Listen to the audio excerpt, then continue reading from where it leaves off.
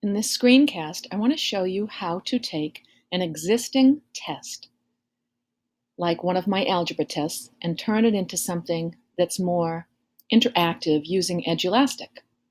So the first thing I'll show you is the test. And this is our Unit 5 test, and this is on linear inequalities. And you can see that we have multiple choice questions.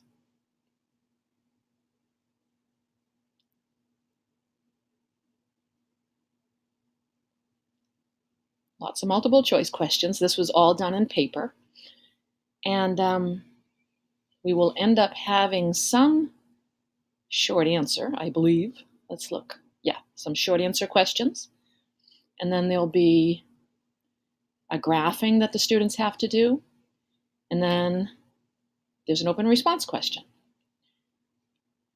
So what we want to do is start at the top. And I have gone ahead and I have created these images using Desmos. And what I've done is I've then downloaded the images to my downloads, and these are going to be ready to use for my Edulastic test. So that's all the preliminary work that has to be done. Now we'll go over to Edulastic. You have to have an account, which I do. You're going to log in.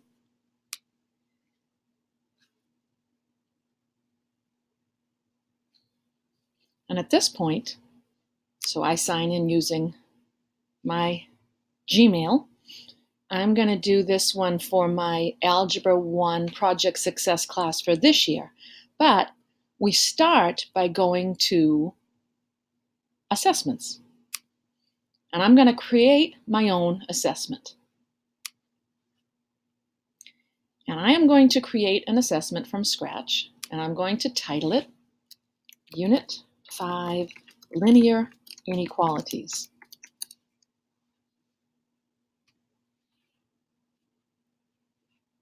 And you choose the grade, and you choose the subject, which is the Massachusetts Mathematics Framework. And later on, we can choose these as we create the assessments. So right now, I have 0 questions on my assessment. These are questions that I could consider if I wanted to use them. But I think what I'll do instead is I'll just author our first question, which is going to be multiple choice. Now I'm going to have my split screen, and I'm going to go over here and look at the question. The graph of which inequality is shown. So that's what I want to type here.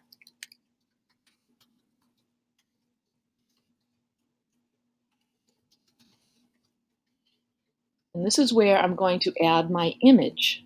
So one of these little icons is an image. It's this one right here.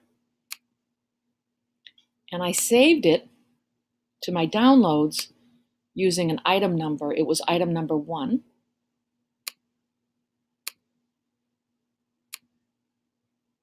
So I can hit upload now. And there are 4 different choices. So here's this. It's just a bit big. We don't need it so big. We can resize this pretty easily. Just has to be big enough for the kids to see the y-intercept and the slope. Now my first answer choice, let's look over here, is y is less than or equal to 1/2 x plus 2. Okay, so I'm going to use my equation editor, which is this square root symbol. Y is less than or equal to, I'll use my fraction, 1/2 x plus 2. And I'm just checking that that's what I had over here. B, y is greater than 1/2 x plus 2. Again, equation editor.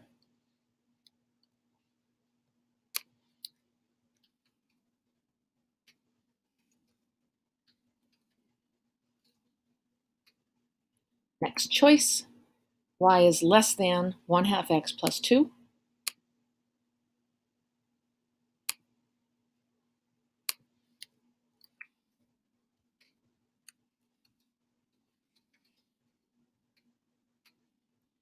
Last choice, y is greater than or equal to 1/2 x plus 2.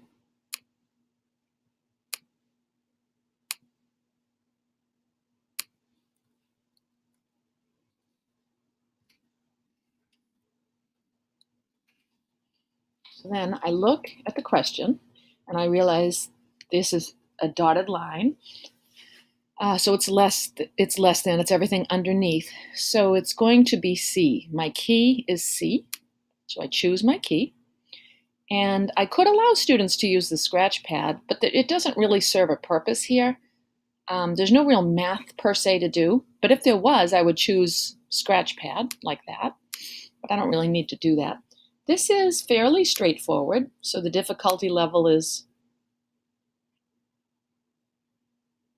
it's pretty routine, it's easy. And the hint that I would give them, what I love, and the students love this, is that you can give hints. So my hint is, when a line is in the form y equals mx plus b, m is the slope, think rise over run, and b is the y-intercept. A dotted line does not have the equals sign. Maybe I'm giving them too much, so you want to be careful about your hints. The line is dotted.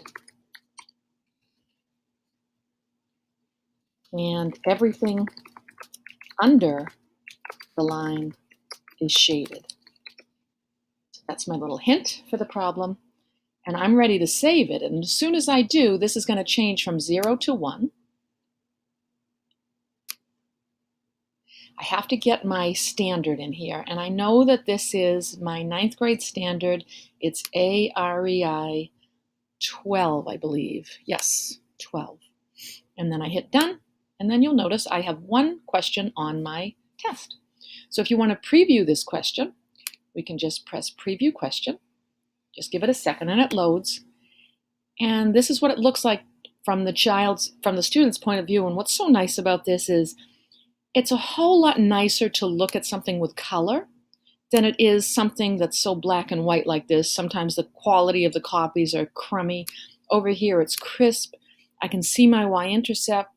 I can tell what the answer is. It's this one. And when I press submit, I can see if I got this right instantly, and I can see what my hint looks like. So I'm done with the preview. And then what I would do is I would go on and I would create the next question, which is another multiple choice, and go through it the same way. So I'm just going to press save for now. And I'm going to review my test. There is just one question on my test. When I'm ready, I'm going to add another question. But for now, I'm going to stop making this. If I were finished, I would press the publish. And we'll do that a little bit later. That'll be like the second of 2 videos. I'll end for now.